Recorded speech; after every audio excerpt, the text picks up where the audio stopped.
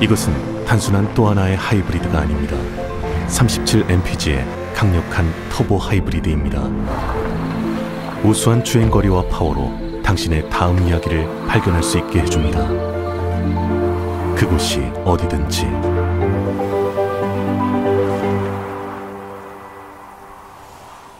올류 소렌토 터보 하이브리드, 세계 최초의 스토리텔링 머신.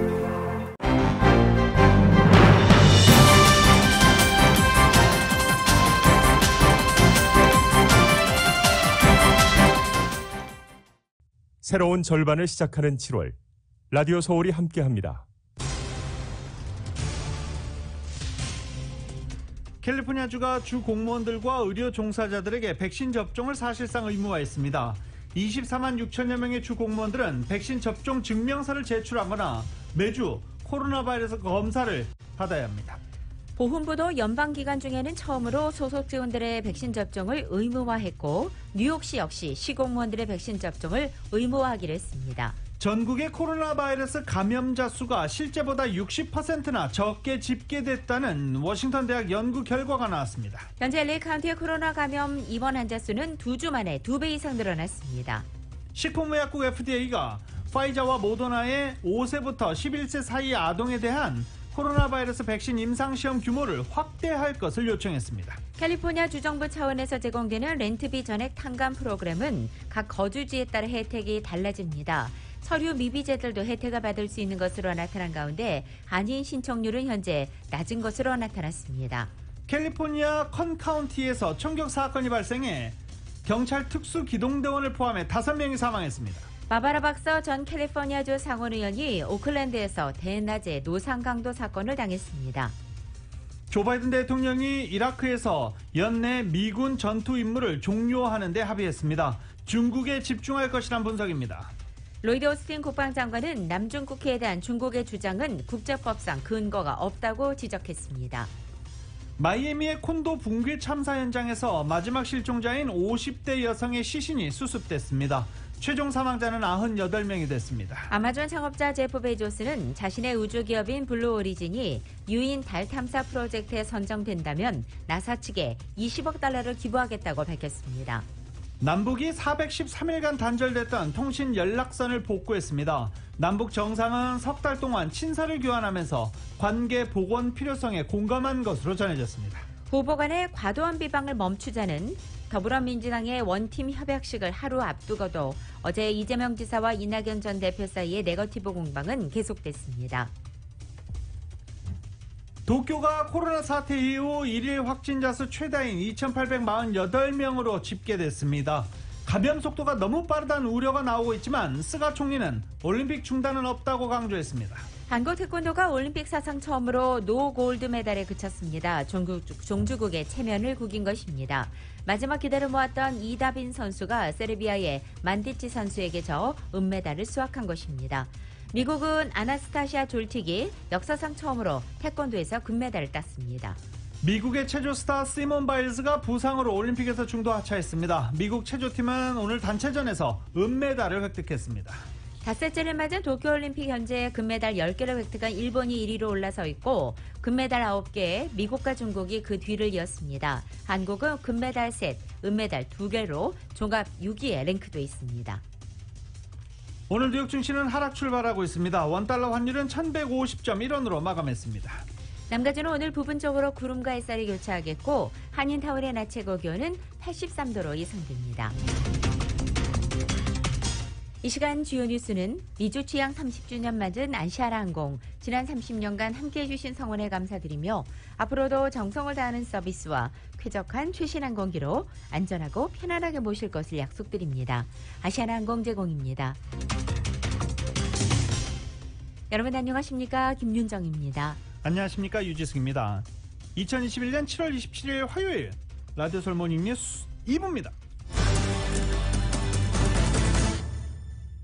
최근 캘리포니아주 전역의 코로나 바이러스 신규 확진자, 입원 환자, 중증 환자 모두 늘어나고 있습니다.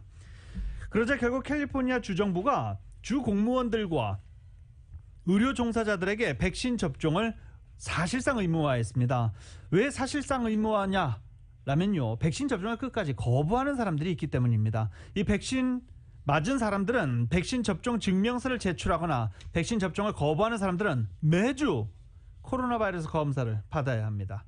이렇게 캘리포니아 주정부가 모든 주 공무원과 의료업계 종사자들에 대한 코로나 방역 지침을 강화했습니다. 정현호 기자가 보도합니다.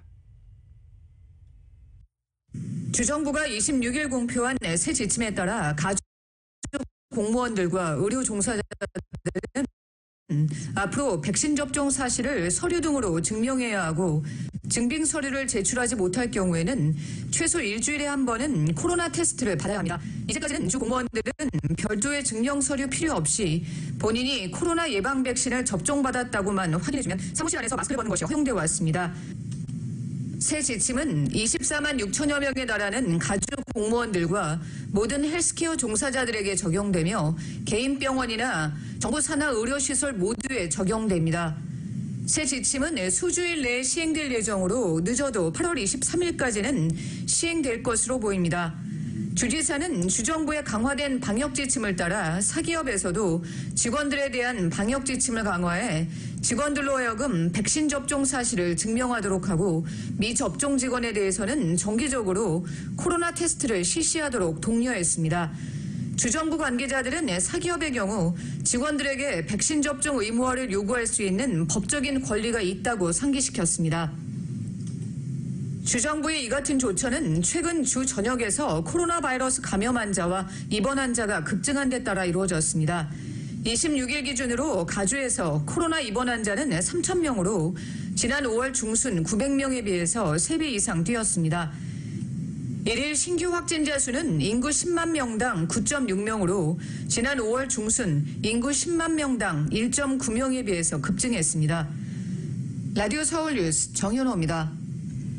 캘리포니아뿐만 아니라 최대 도시 뉴욕시 역시 보건의료단체들은 의료인들의 백신 접종 의무화를 촉구하고 나섰습니다. 이 소식은 YTN입니다. 지난해 코로나19 대유행 때 최대 확산지였던 뉴욕시. 다음 달 13일 개학을 앞두고 시 공무원에게 백신 접종을 모두 마쳐달라고 요구했습니다. 대상자는 교사와 경찰, 소방관 등 34만여 명. On September 13th, the entire city workforce will be mandated under the COVID safety mandate to either get vaccinated, which is far preferable, or get tested once a week. 뉴욕타임스는 뉴욕 시민 500만 명이 적어도 한 차례 백신을 맞았지만 접종하지 않은 사람도 여전히 200만 명에 달한다고 설명했습니다. 최근 뉴욕의 하루 평균 신규 확진자는 6월 말과 비교해 3배가 넘는 800여 명 수준으로 증가했습니다.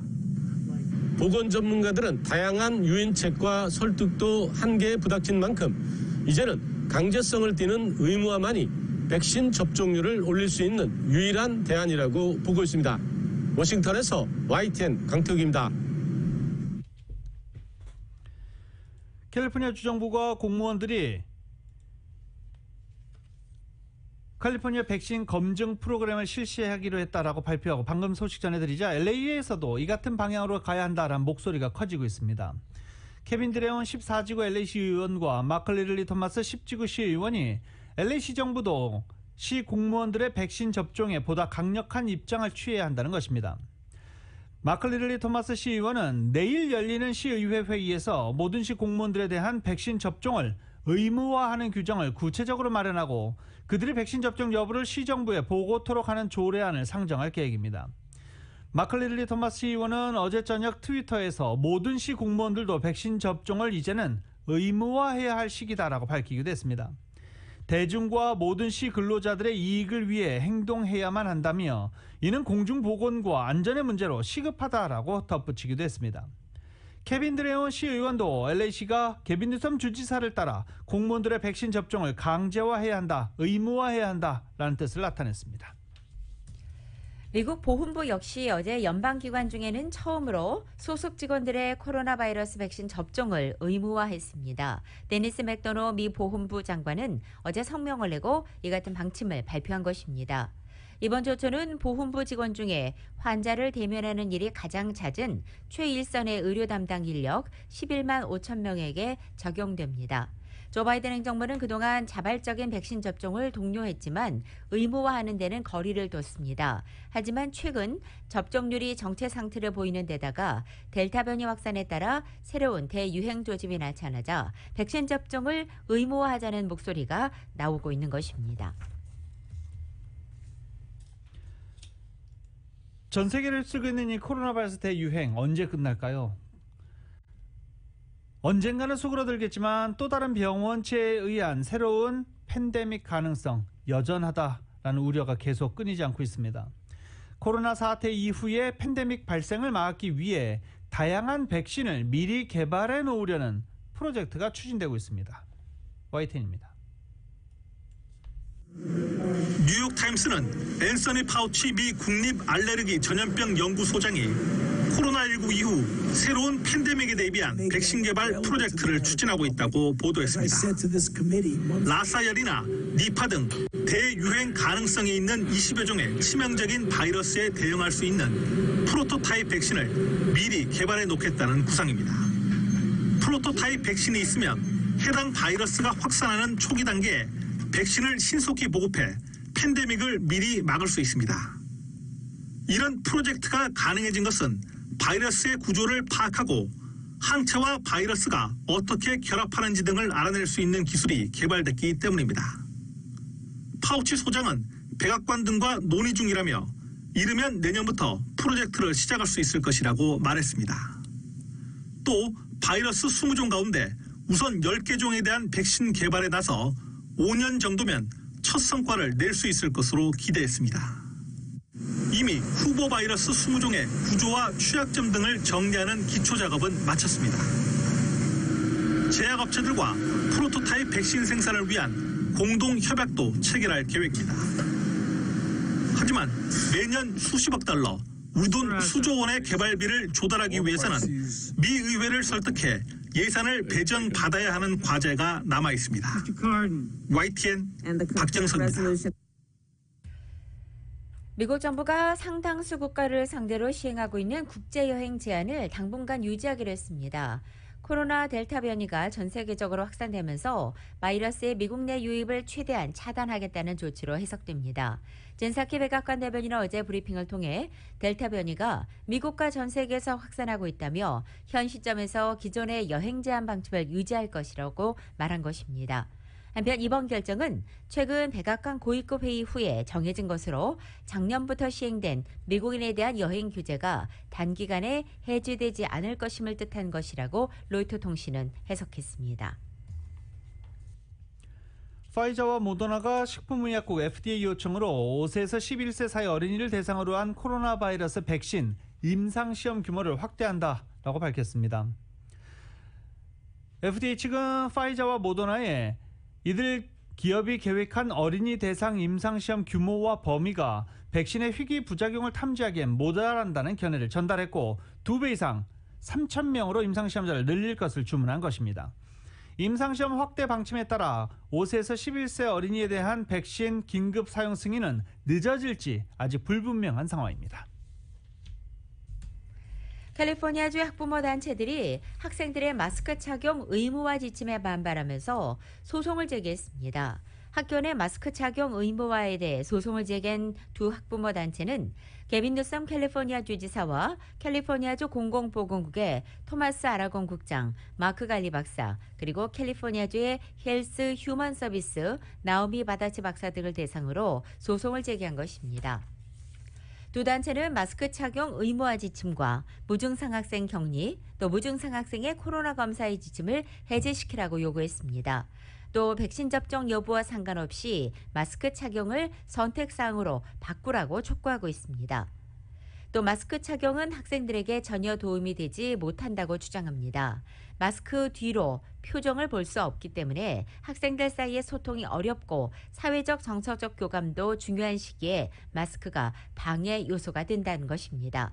뿐만 아니라 건강에도 해로울 수 있다고 주장하고 있습니다. 이런 가운데 캘리포니아주 공공보건국은 소송에 대해 언급하지 않겠다고 말했습니다. 하지만 학교 내 마스크 착용을 의무화함으로써 학생들과 교직원들을 이 코로나로부터 보호할 수 있고 대면 수업 전면 재개도 이어갈 수 있다고 강조했습니다. LA 카운티 코로나 바이러스 일일 확진자 수 어제 1,966명으로 집계됐습니다. 하락세로 돌아선 것 아닌가? 라고 생각할 수도 있는데 보통 월요일 집계는 주말 동안 보고가 지연돼 일부 결과가 누락되죠. LA 카운티 보건국도 인지했습니다. 하지만 LA 카운티의 신규 코로나 바이러스 입원 환자는 800명대를 기록하고 있습니다. 신규 입원 환자는 825명으로 2주 전보다 무려 2배 가까이 늘었습니다. 미국에서 코로나 감염자 수가 실제보다 60%까지 적게 집계됐다는 연구 결과가 나왔습니다. 워싱턴대 연구팀은 미국 국립과학원 회보에서 이 같은 내용의 연구 결과를 실은 것입니다. 연구는 치명률과 감염 여부 검사수, 검사 대상 가운데 확진자 비율 등의 데이터를 종합한 것입니다. 여기에 인디애나주와 오하이오주에서 무작위로 실시한 표본 검사 결과도 반영됐습니다. 이 무작위로 이루어진 표본 검사는 감염 여부를 인지하지 못하고 자발적으로 검사소를 찾지 않은 무증상자들을 찾아내 실제 유병률을 파악하는 데 도움을 주는 결과입니다.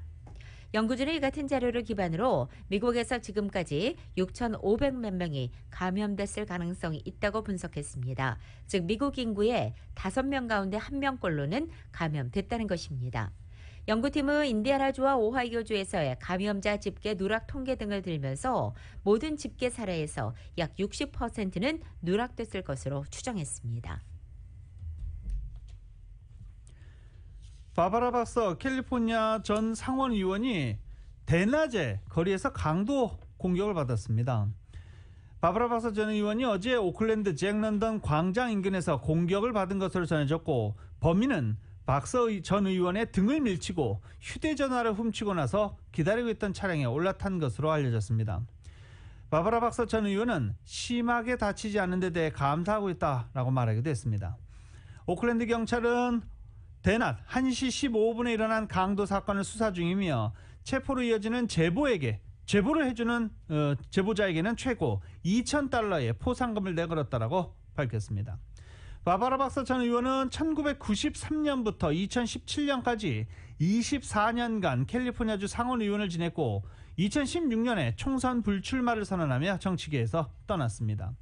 2017년 바바라 박서 전 의원 불출마 후에 당선된 상원 의원은 현재 부통령인 카말라 해리스입니다. 캘리포니아 주정부 차원의 렌트비 전액 탕감 프로그램이 최근 주지사의 서명을 받은 가운데 어제는 이 렌트비 탕감 프로그램에 대한 설명회가 열렸습니다. 이은 기자가 설명해드립니다. 개빈 뉴섬 주지사가 $52억 규모를 투입해 지난해 4월부터 오는 9월 30일까지의 밀린 렌트비를 전액 탕감하는 프로그램에 서명하면서 주민들의 관심이 뜨겁지만 렌트비 탕감 프로그램이 주정부와 로컬 정부 차원으로 나눠지면서 세입자들이 본인이 자격 대상에 포함되는지 혼란스러워하고 있습니다. 주민들은 해당 프로그램을 신청할 때 자신이 거주하는 지역에 따라 주정부 혹은 로컬 정부의 지원을 받는 점 때문입니다.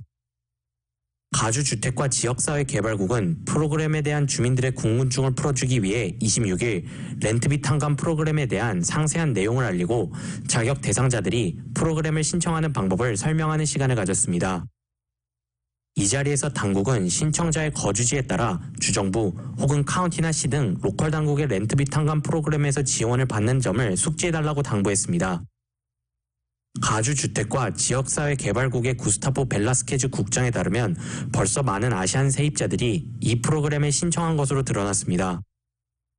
정부는 렌트비 탕감 프로그램 신청 시 영어가 어려운 주민들을 위해 다양한 언어 서비스도 제공하고 있다고 전했습니다. Who have identified through the application form their race. In those applications, we have data as of last week that $125 million has been requested by Asian American and Pacific Islander tenants. 벨라스케즈 국장은 렌트비를 비롯한 유틸리티비가 전액 탕감된다는 점, 그리고 렌트비 탕감 프로그램 시행과 더불어 세입자들의 퇴거 유예 명령 조처 또한 오는 9월 30일까지 연장되었음을 강조했습니다.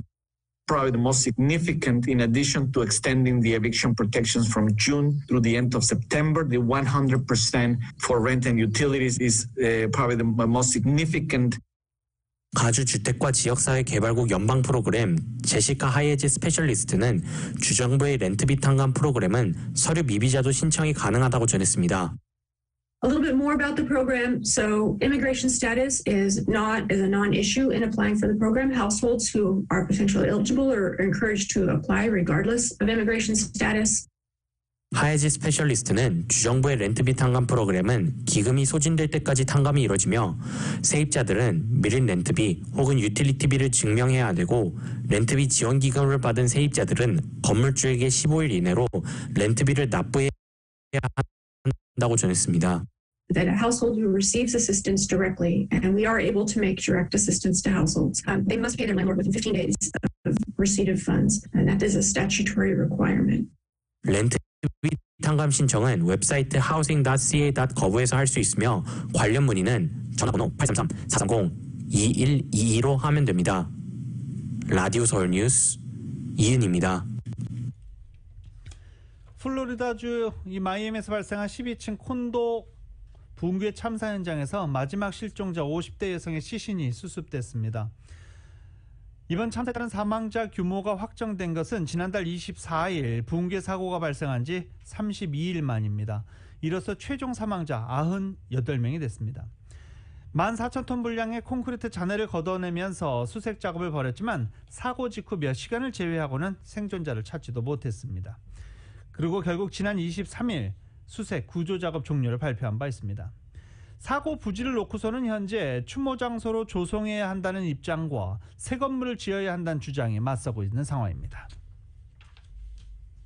라디오 서울 모닝뉴스 2부 미국과 로컬 소식은 많은 것이 바뀌었지만 함께하는 가족이 있어 힘이 납니다. 또 하나의 가족 오픈뱅크 제공입니다.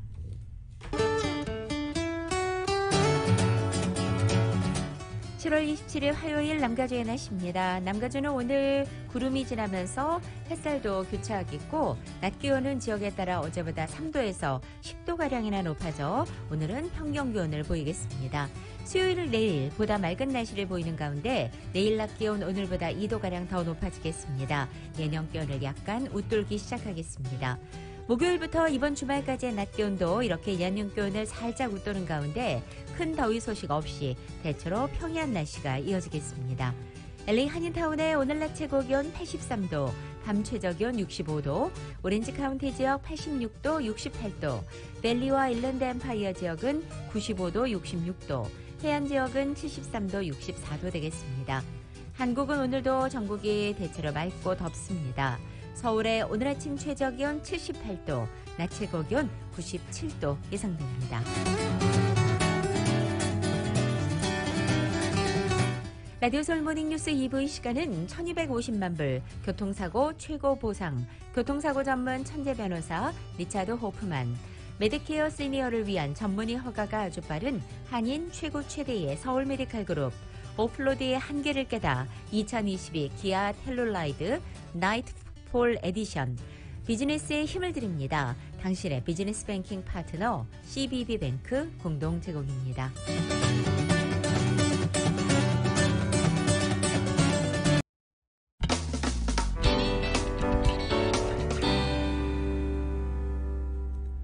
라디오 서울 모닝뉴스 함께하고 계십니다. 중국 텐진에서 미중 고위급 회담이 열렸었죠. 양국은 자국의 입장만 주장하면서 평행선을 달렸습니다. 서로 묻고 대답하는 게 아니라 그냥 자기들의 입장만 쭉 나열했습니다. 하지만 북핵 문제 해결과 관련해 미국은 중국의 협력을 타진했고 중국은 건설적인 역할을 제어하긴 YTN입니다. 알래스카에서 설전을 벌인 미국과 중국이 넉 달 만에 중국 텐진에서 다시 만났습니다. 웬디 셔먼 미국 국무부 부장관과 셰펑 중국 외교부 부부장의 표정은 회담 시작부터 굳어 있습니다. 중국 측은 중미 관계가 교착 상태에 빠진 게 미국의 근본 원인이 있다고 주장했습니다. 미국 내 일부 인사들이 중국을 가상의 적으로 삼고 있기 때문이라는 겁니다. 미국은 그동안 신장 인권과 타이완 문제 등을 거론하며 중국을 압박해왔습니다. 이번 회담에서도 동맹과 협력해 중국과 맞선다는 입장을 재확인하자 중국이 반박에 나선 겁니다. 시에펑 부부장은 공산당원과 중국 유학생에 대한 비자 제한을 철폐하라고 직접 요구하기도 했습니다. 다만 북한 핵 문제와 기후변화 등에 있어서는 미중 모두 협력의 여지를 열어놨습니다. 시에펑 부부장은 이번 회담에서 미국과 솔직한 대화를 나눴다고 말했습니다. 상호 입장에 대한 이해가 높아졌기 때문에 관계 발전에도 도움이 될 거라고 평가한 겁니다. 때문에 이어 열린 왕이 외교부장과 셔먼 부장관과의 회담에서 진전된 대화가 오갔을 수도 있습니다. 무엇보다 미중 외교장관 회담이나 정상회담 일정 등이 물밑에서 논의가 됐는지가 관심입니다. 알래스카 담판에서 정면 충돌했던 미국과 중국은 이번 텐진 회담에서도 평행선을 달렸지만 협력할 여지는 조금 남겨놨습니다. 베이징에서 YTN 강성웅입니다. 그러나 중국 외교부에 따르면 왕이 외교 담당 국무위원 겸 외교부장은 26일 텐진에서 웬디 셔먼 국무부 부장관과 만나 미중 갈등 해결을 위해 절대 건드려서는 안 되는 중국의 핵심 이익에 대해 작심 발언을 쏟아냈습니다. 세 가지 마지노선까지 명확히 제시해서 앞으로 미국 대응이 주목되고 있습니다. 왕이 부장은 첫째, 미국은 중국 특색 사회주의의 길과 제도에 도전하거나 전복을 시도해서는 안 된다고 말했습니다. 또 둘째, 미국은 중국의 발전 과정을 방해하거나 또 중단시키려고 시도해서는 안 된다면서 중국 인민이 더 나은 생활을 할 권리가 있고 중국도 현대화를 실현할 권리가 있다고 주장한 것입니다. 마지막 셋째, 미국은 중국의 국가 주권을 침해해서는 안 되며 중국 영토 보존을 해쳐서는 안 된다고 말했습니다. 신장, 티벳, 홍콩 등은 인권과 민주주의가 아니라 반대 세력의 문제라며 어떤 국가도 국가 주권의 안전이 훼손되는 것을 용납하지 않는다고 밝혔습니다. 로이드 오스틴 국방장관은 남중국해에 대한 중국의 주장에 국제법상 근거가 없다라고 지적했습니다. 동남아시아 순방 일정을 소화 중인 오스틴 장관은 국제전략문제연구소가 싱가포르에서 개최한 행사에 참석해 연설을 통해 같이 밝혔습니다. 중국의 이 같은 주장은 해당 지역 국가들의 주권을 밟는 것이라며 국제법에 따라 남중국해 연안국들의 권리를 인정하면서 그들을 계속 지지할 것이라고 오스틴 국방장관은 밝혔습니다. 미국이 다음 달까지 아프가니스탄 주둔 미군을 모두 철수하기로 한 데 이어서 연말까지 이라크에서 미군의 전투 임무를 모두 종료하기로 했습니다. 9.11 사태 이후 중동과 테러 대응이 주력했던 지난 20년간을 모두 마무리 짓고 이제는 중국과 사이버 공격 같은 위협에 초점을 맞추려는 바이든 행정부의 외교 정책이 반영된 것이라는 분석이 나오고 있습니다. YTN의 보도입니다. 현지 시간 26일 백악관에서 열린 정상회담에서 바이든 미국 대통령과 무스타파 알 카데미 이라크 총리는 연내 이라크에서 미군의 전투 임무를 종료하는 데 공식 합의했습니다. We are not going to be by the end of the year in a combat mission. Our partnership is it for economy, the environment, health, educated, culture, and more. 미군의 전투 임무 종료는 2003년 미국 주도 연합군이 이라크를 침공한 이후 18년 만입니다. 대신 앞으로 이슬람국가 IS에 맞서는 이라크군의 훈련과 자문에 미군의 역할이 집중될 예정입니다. 미군은 2011년 이라크에서 철수했다가 2014년 IS가 이라크를 위협하자 다시 파병됐습니다. 2007년 17만 명에 달했던 이라크 주둔 미군은 현재 2,500명 수준입니다. 전투 임무 종료 후 이라크에 몇 명의 미군이 남을지는 밝히지 않았습니다. Real news today, I should say, is about a change of mission, and the numbers will be driven by what is needed for the mission over time. 미국의 향후 이라크 지원은 군사 부문이 아닌 경제 분야 지원에 집중될 예정입니다. 이로써 바이든 대통령은 9.11 이후 조지 W. 부시 전 대통령이 시작한 아프가니스탄과 이라크라는 두 개의 전장에서 모두 전투 임무를 종료하는 대통령이 됐습니다. 중동에 집중된 자원을 중국 견제에 재배치하려는 바이든 행정부의 기조에 따른 것이란 분석이 나옵니다. 워싱턴 포스트는 9.11 이후 중동과 테러 대응에 주력하던 지난 20년을 마무리하고 중국과 사이버 공격 같은 위협에 초점을 맞추려는 바이든 대통령의 외교 정책을 반영하고 있다고 전했습니다. YTN 이동원입니다. 남과 북을 잇는 직통 연락선이 어제 복원됐죠. 북한도 남북관계 개선에 대한 기대를 함께 나타냈습니다. 북한의 조선중앙통신도 청와대 발표 시점에 맞춰서 남북 통신 연락선 복원 소식을 전했습니다. 남북 정상의 합의로 연락선이 복원돼 상호 신뢰를 회복하고 화해를 도모하는 큰 걸음을 내디뎠다라고 평가하기도 했습니다. 연락선 복원은 남북관계 개선과 발전에 긍정적인 작용을 하게 될 것이라고 전망하기도 했습니다. 한국통일부도 환영의 뜻을 나타내면서 앞으로 소통을 위해 남북 교류와 협력이 재개되길 기대한다라고 밝혔습니다. 세계 각국 주요 외신들도 관련 소식을 긴급 타전했습니다. 이 외신들은 북한이 코로나 사태와 북중 무역 축소, 또 안전보장 이사회 제재 등으로 심각한 도전에 직면한 상황에서 이번 움직임은 핵 협상에 좋은 신호라고 평가했습니다. 주요 외신들은 관련 소식이 전해지자마자 청와대의 발표 내용을 인용해 남북이 단절된 통신관계를 회복하기로 합의했다라고 전했습니다. AFP 통신은 북한이 지난해 6월 대북전단 살포에 대한 대응 조치로 남측과의 모든 공식적인 통신 연결을 일방적으로 끊었지만 어제 한 라인을 복구했다고 보도했습니다.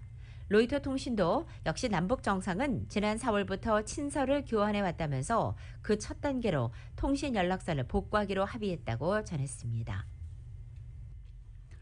조 바이든 대통령이 한국 전쟁 정전 기념일을 하루 앞두고 오늘입니다. 어제 한미 간의 역사적 우정이 대단히 자랑스럽다고 밝혔습니다.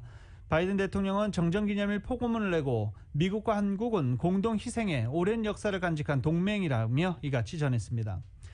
바이든 대통령은 1953년 정전협정이 체결된 이후 약 70년이 지나 한반도는 여전히 분단돼 있지만 한국은 번성하고 활기찬 나라가 됐고 한미 양국의 관계는 수십 년의 평화 속에 번영해왔다고 강조했습니다. 바이든 대통령은 장진호 전투와 단장의 능선 전투, 부산 교두보 전투, 인천 상륙작전 등 구체적인 사례를 거론하면서 그들의 용맹을 기억한다고 기리기도 했습니다. 장애인 공익소송의 기반이 되는 연방 장애인 차별금지법 ADA가 제정된 지 어제 날짜로 31주년을 맞았습니다. 그동안 급증해온 장애인 공익소송이 최근 들어서는 더 다양화되고 있고 이 공익소송의 소송 대상이 되는 업주들이 한인들인 케이스들 뿐만 아니라 한인 장애인들도 소송을 제기하는 경우가 많아진 것으로 나타났습니다. 이 ADA 31주년을 맞아 미주 한국일보가 이 소송 자료 검색 사이트 자료들을 분석해 본 결과 현재 ADA 소송은 한인들도 많이 연관돼 있었습니다. 한인 업주들이 피소되는 것뿐만 아니라 한인들도 소송을 제기하는 쪽도 많이 늘어난 상황이라는 것입니다. 한편 뉴욕타임즈는 어제 급증하고 있는 장애인 공익소송이 법을 악용한 횡포인지 아니면 정의의 실현인지에 대한 논란을 상세히 조명하기도 했습니다. LA 총영사관 관할 지역에서 운영되는 한글 학교가 현재 총 140곳으로 코로나 사태 이후 크게 감소한 것으로 집계됐습니다. 코로나 사태 이후 기존 한글 학교의 30% 이상이 휴교 또는 폐교했으며 아직 운영 여부가 미확인된 학교까지 포함하면 최대 40% 이상까지 운영이 중단됐을 수 있는 그런 상황입니다.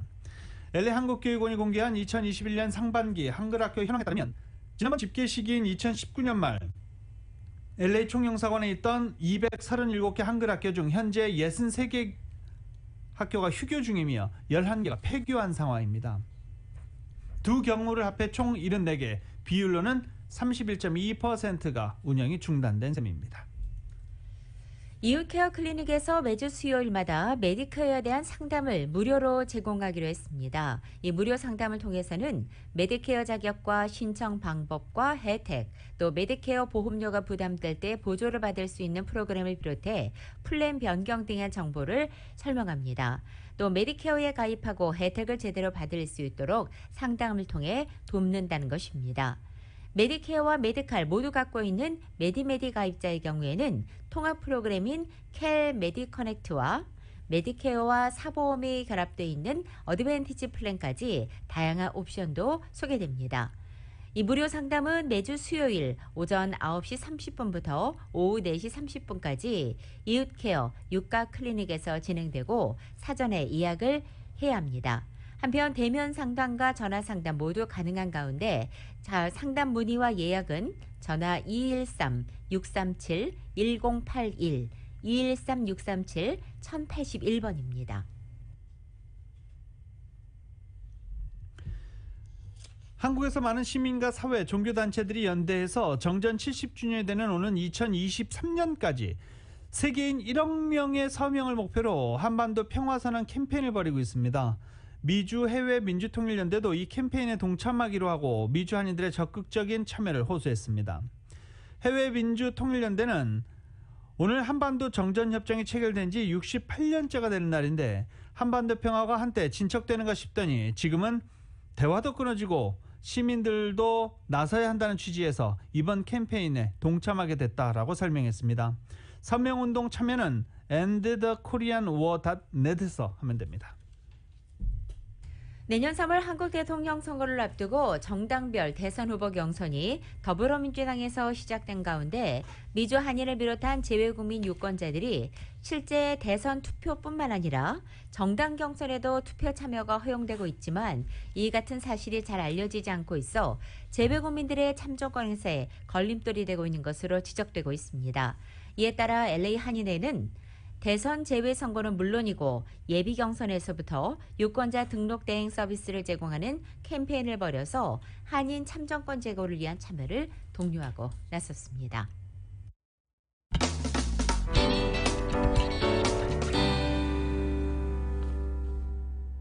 라디오솔 모닝뉴스와 함께하고 계십니다.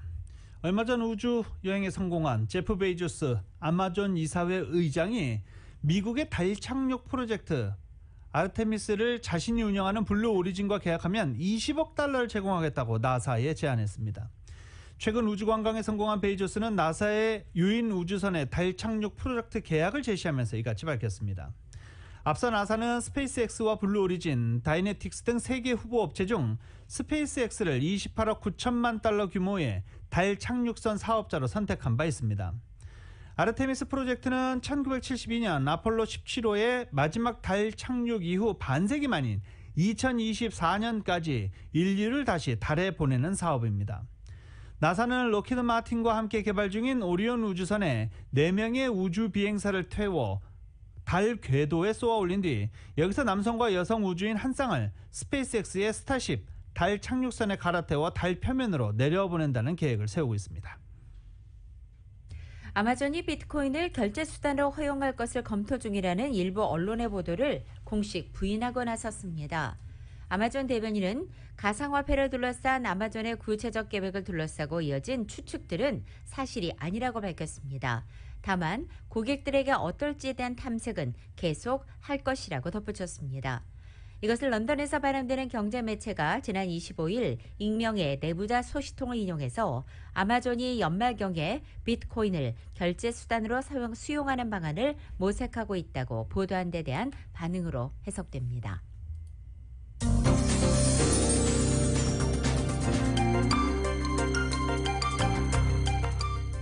라디오솔 모닝뉴스 전국 주요 대도시 소식 알아보겠습니다. 뉴욕주에 있는 한 여름 캠프에서 12세 미만 어린이 31명이 코로나 바이러스 감염에 집단 감염됐습니다. 코로나 바이러스 확진된 어린이들은 모두 백신 미접종자인 12세 미만으로 나타났습니다. 또 캠프에는 275명의 직원이 있었는데 백신을 맞지 않은 이들도 10명 미만으로 알려졌습니다.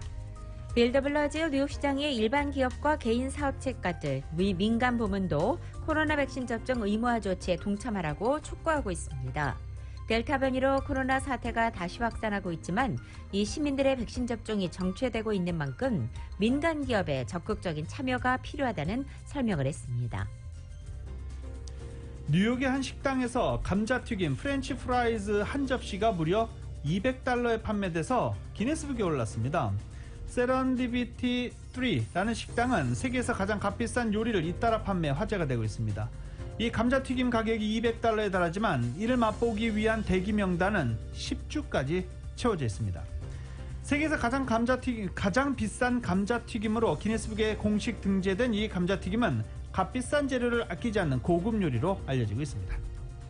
지난 3월 16일 세 곳의 애틀란타 스파에서 총격을 가해 한인 여성 4명을 포함해 모두 8명을 살해한 총격범 로버트 에럴 롱과 치로키 카운티 검찰 측이 형량 협상에 들어간 것이 알려지면서 연재 아닌 사회가 즉각 유감을 표명하며 협상 중단을 요구하고 나섰습니다.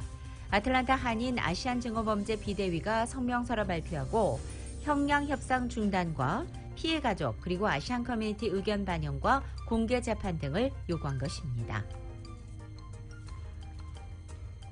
워싱턴 DC 하워드 카운티 엘리컷 시티에 들어설 코리안타운 조형물 건립이 지연됐습니다. 코리아타운 준비위원회가 콜ум비아 소재 하워드 카운티 경제개발국에서 회의를 갖고 조형물 건립 공사 및 기념행사 등의 일정 조정을 논의하고 코리아타운 기념품 판매 웹사이트 제작을 발표했습니다. 원래 이런 축하 행사는 8월에 시작돼 9월 중순 완공될 예정이어서 10월 1일 축하 행사가 열릴 계획이었지만 글로벌 물류 운송난으로 운반에 차질이 빚어져 지연이 불가피하다라고 밝혔습니다.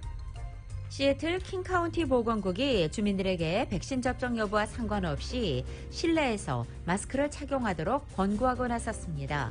킹카운티에서는 마스크 착용을 해제했던 지난달 말경 인구 10만 명당 19명에 그쳤던 코로나 감염자 숫자가 델타 변이가 기승을 부리고 있는 지난주에는 10만 명당 41명으로 2배 이상 급증한 상태입니다. 한편 이 같은 방침은 현재 워싱턴 주정부와 연방정부의 마스크 지침과는 정반대입니다. 시애틀 경찰국이 연방당국으로부터 인종 표적 단속에 관해서 경고를 받은 지 10년이 됐지만 아직도 흑인과 인디언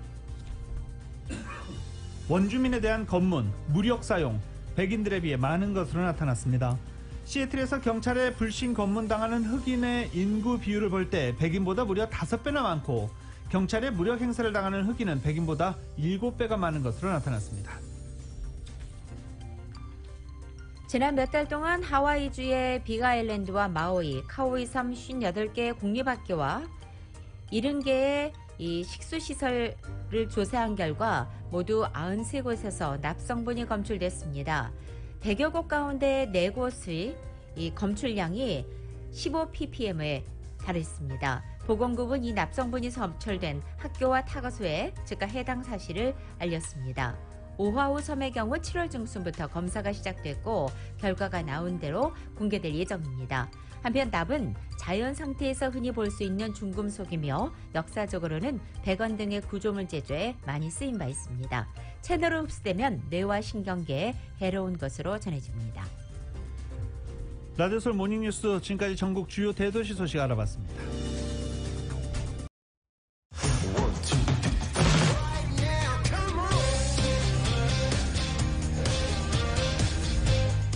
라디오솔 모닝뉴스 스포츠 소식입니다. 김연경 선수의 마지막 올림픽 도전. 한국 여자 배구가 방금 전 끝난 케냐와의 경기에서 세트스코어 3대0으로 승리를 거뒀습니다. 브라질에게 0대3으로 완패한 한국은 8강 진출을 위해서 반드시 잡아야 하는 케냐를 상대로 일단 승리를 챙겨 1승 1패 기록하게 됐습니다. 브라질은 여자 배구 세계 랭킹 2위입니다. 브라질, 세르비아, 일본, 도미니카 공화국, 케냐와 A조에서 경쟁하는 한국은 상위 4위 안에 들어야 8강에 올라갈 수 있습니다. 일본 또한 같은 장소에서 맞붙는 3차전 상대 도미니카 공화국 중 한 팀을 잡아야 8강행을 안심할 수 있습니다. 한국 대표팀 감독의 1번 공격 옵션인 김희진 선수가 양팀 통틀어서 20득점을 올리면서 가장 눈에 띄는 공격력을 보였습니다. 김연경 선수도 16득점을 기록하면서 뒤를 잘 바쳤습니다. 한국은 다음 상대 일본과 3차전을 치르게 됩니다. 사상 첫 우승에 도전했던 대한민국의 여자 펜싱 대표팀이 에페 단체전 결승전에서 아쉽게 패해서 준우승을 그쳤습니다. 현격한 신장 차이를 빠르고 다양한 기술로 극복하려 했지만 마지막 2%가 부족했다는 판단입니다. YTN의 보도입니다. 최인정, 강영미, 송세라, 이혜인 선수로 이뤄진 여자 펜싱 대표팀. 잘 싸웠지만 결과는 아쉬웠습니다. 여자 에페 단체전 결승전에서 에스토니아와의 접전 끝에 32대 36으로 지면서 은메달을 획득한 건데요. 우리 대표팀은 계속 엎치락뒤치락하면서 에스토니아와 손에 땀을 쥐는 경기를 펼쳤습니다. 총 9라운드 중에 8라운드까지 26대 26으로 마무리하면서 승리에 대한 의지를 다졌지만 마지막 주자인 세계 랭킹 2위 최인정이 에스토니아의 레이스에 연달아 공격을 허용했고 30초도 남겨두지 않고 최인정이 30대 31까지 따라갔지만 최종적으로 32대 36을 기록하면서 경기를 마무리했습니다. 앞서 우리 대표팀 준결승에서 세계 1위 중국을 꺾고 결승에 오르면서 사상 첫 금메달에 대한 기대감을 키웠습니다. 지난 2012년 런던 올림픽에서 이 종목에서 준우승한 뒤 9년 만에 재도전이었는데요. 하지만 에페 강국 에스토니아와 접전에서 막판에 밀리면서 다음 기회를 기약하게 됐습니다. 펜싱 대표팀이 이번 올림픽에서 금메달 2개를 목표로 했지만 어제까지 남자 사브르 개인전에서 김정원이 동메달을 따는 게 유일했는데 이번 여자 에페 단체전에서 값진 은메달을 추가하게 됐습니다. 지금까지 스포츠부에서 YTN 김성환입니다. 태권도 처음 올림픽에 나갈 때 태권도 전 종목 석권이 가능하다 이런 기대도 많이 나왔었죠. 올림픽 역사상 태권도 종목에서 단 한 개의 금메달도 따지 못하고 한국 대표팀 경기 모두 마무리했습니다. 마지막이었던 여자 67kg급 초과급에 출전한 이다빈 선수가 세르비아의 만디치에게 7대 10으로 패하면서 은메달을 걸고 한국 대표팀의 태권도 이번 올림픽 경기는 모두 마무리를 지었습니다. 태권도 종주국으로서 올림픽에서 메달을 따지 못한 것 이번이 처음입니다. 하지만 미국 대표팀은 태권도에서 여자부에서 선수 이름이 좀 어렵죠. 아나스타샤 졸틱이라는 선수가 미국 역사상 처음으로 태권도에서 금메달을 따기도 했습니다.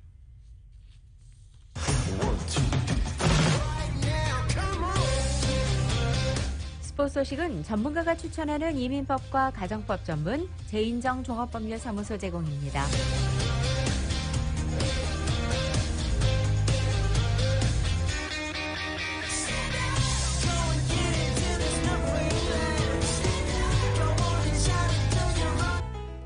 스포츠 소식으로 오늘 뉴스 마무리 지어야 되겠네요. 2021년 7월 27일 화요일에 전해드린 라디오 서울 모닝뉴스 여기서 마치겠습니다. 지금까지 진행의 유지승, 김윤정이었습니다. 모닝뉴스 2부의 시간은 1250만 불 교통사고 최고 보상, 교통사고 전문 천재 변호사 리차드 호프만, 메디케어 시니어를 위한 전문의 허가가 아주 빠른 한인 최고 최대의 서울 메디칼 그룹, 오플로드의 한계를 깨다 2022 기아 텔로라이드 나이트폴 에디션, 비즈니스에 힘을 드립니다. 당신의 비즈니스 뱅킹 파트너 CBB뱅크 공동 제공이었습니다.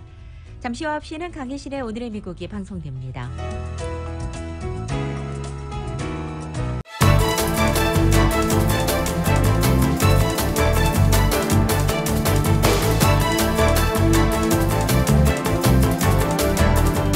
윌셔센터 카이로프랙틱을 알고부터 생활에 자신감이 생겼습니다.